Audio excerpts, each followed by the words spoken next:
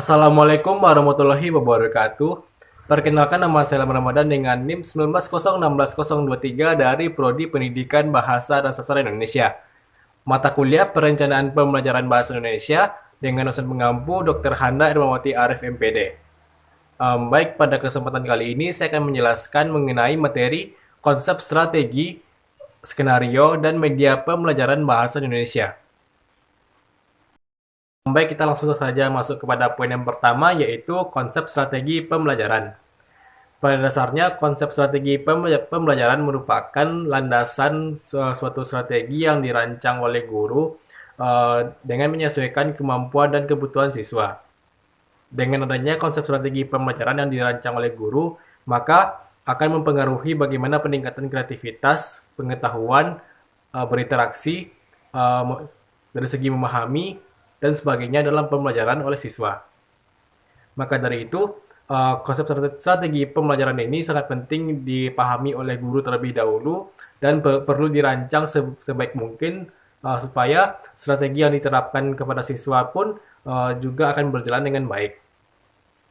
Lalu, dalam konsep strategi pembelajaran terbagi atas tiga, yaitu pendekatan pembelajaran, metode pembelajaran, dan teknik pembelajaran. Um, Poin pertama yaitu pendekatan pembelajaran. Pendekatan pembelajaran ini berarti bagaimana guru mendekatkan dirinya kepada siswa secara psikologis. Karena siswa tentunya memiliki masalah dari faktor eksternal maupun internal. Nah, maka dari itu guru perlu memahami jika terdapat siswa yang mengalami masalah namun tidak diperlihatkan secara langsung, namun bisa dilihat bagaimana gerak-gerik atau tindakan siswa dalam kelas. Jika terdapat masalah, maka guru perlu mendekatkan diri kepada siswa tersebut untuk mengetahui apa saja kendala yang dialami oleh siswa. Sehingga guru pun juga berperan dalam membantu siswa dari segi psikologis. Poin kedua ialah metode pembelajaran. Pada dasarnya, hal yang perlu diketahui oleh guru bahwa metode pembelajaran itu dibentuk atau dirancang bukan hanya untuk guru saja, melainkan juga harus memikirkan apakah metode ini pantas untuk diterapkan kepada siswa atau tidak. Misalnya, guru menerapkan metode diskusi untuk meningkatkan interaksi maupun pemahaman siswa terhadap suatu permasalahan yang dikaji secara bersama. Maka, guru harus mengevaluasi terlebih dahulu, harus menilai apakah siswa itu ada keinginan atau minat dalam mengikuti metode diskusi ini atau tidak. Jika memang siswa setuju, maka metode diskusi itu bisa diterapkan, namun juga harus memperhatikan hal-hal yang mungkin saja nanti adanya gangguan yang terjadi, seperti ada siswa dalam satu kelompok yang merasa tidak nyaman dengan metode ini, namun secara terpaksa siswa tersebut mengatakan iya atau setuju untuk mengikuti metode diskusi ini karena dinilai banyak yang setuju daripada yang tidak. Lalu penting sekali guru juga harus memperhatikan hal tersebut meskipun bisa dibilang itu hal kecil, namun akan mempengaruhi bagaimana metode pembelajaran diterapkan di dalam kelas. Poin ketiga ialah teknik pembelajaran. Jika saya sebelumnya sudah menjelaskan tentang metode pembelajaran, yakni metode diskusi yang diterapkan dalam pembelajaran siswa, maka kali ini saya akan menjelaskan tentang teknik pembelajaran yang berkaitan dengan diskusi juga. Nah, berarti teknik ini lebih spesifik lagi dari metode yang telah diterapkan sebelumnya, yakni metode diskusi. Nah, misalnya guru menerapkan metode diskusi kepada siswa. Lalu, teknik pembelajarannya itu guru membentuk beberapa kelompok di dalam kelas tersebut. Lalu, diberikan konteks permasalahan dengan setiap kelompok itu berbeda-beda hal yang akan dibahasnya, tapi konteksnya sama.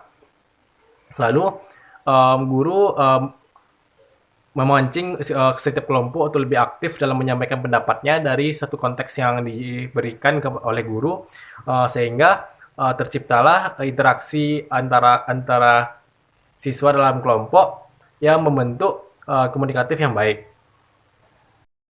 Yang kedua ialah strategi ekspositoris dan penemuan. Dimulai dari poin pertama, yaitu strategi ekspositoris. Strategi ekspositoris merupakan em, suatu strategi yang digunakan oleh guru dengan menerapkan metode diskusi maupun ceramah kepada siswa di dalam kelas untuk membahas suatu permasalahan secara bersama-sama. Namun hal ini lebih didominasi oleh guru karena guru yang lebih menguasai konteks permasalahan yang dibahas secara bersama-sama. Nantinya guru akan saling memberikan umpan balik dengan siswa, namun guru akan mengambil satu kesimpulan dari hasil diskusi maupun ceramah yang telah diterapkan. Poin kedua yaitu strategi penemuan.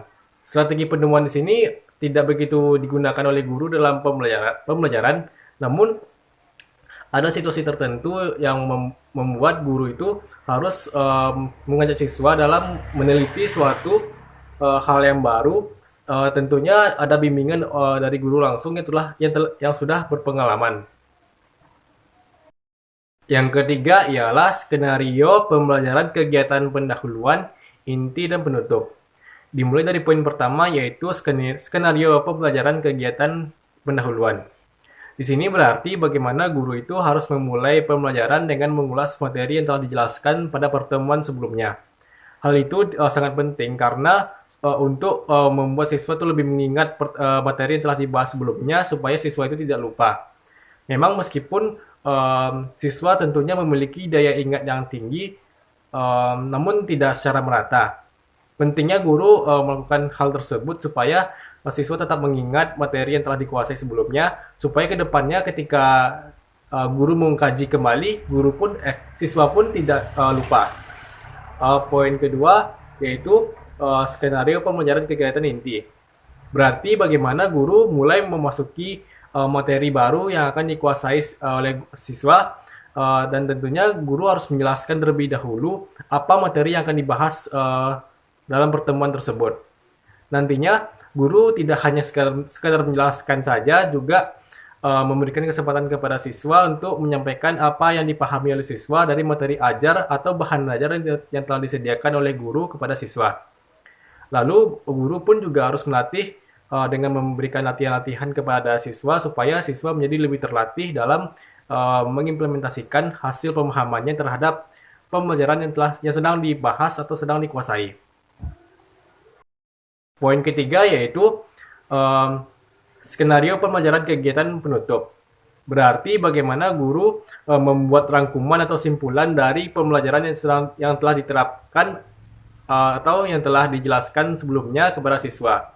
Di sini guru kembali mengkaji pembelajaran apa yang sudah dibahas pada pertemuan tersebut, dan guru memberikan kesempatan kepada siswa untuk bertanya atau menyampaikan pendapatnya dari apa yang telah dipahami oleh siswa.